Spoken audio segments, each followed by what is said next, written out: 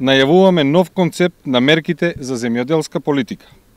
Земјоделците се целосно понижени.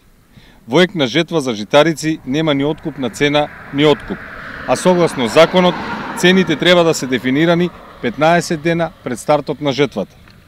Минатите 3 години откупните цени беа пониски од производните и како резултат на тоа скоро 1/3 од површините кои требаше да бидат засејани не се обработени. ВМРО-ДПМН како партија која е реформски ориентирана пристапува кон нов концепт на мерките на земјоделската политика.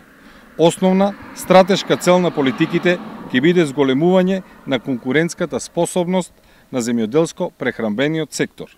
Ќе се обезбеди олеснување на пристапот на земјоделците до буџетските поддршки. Буџетските поддршки ќе изнесуваат 160 милиони евра годишно, а ќе се зголеми делот за инвестирање во земјоделството. Односно, ќе се зголемува процентот за рурален развој, во однос 100 милиони евра за директни плаќања и 60 милиони евра за рурален развој. Во рамки на Македонската банка за поддршка на развојот ќе се воспостави посебен кредитен револвинг фонд наменет за кредити за обратни средства за мали и средни претпријатија кои вршат откуп на земјоделски производи за понатамошна преработка или за трговија.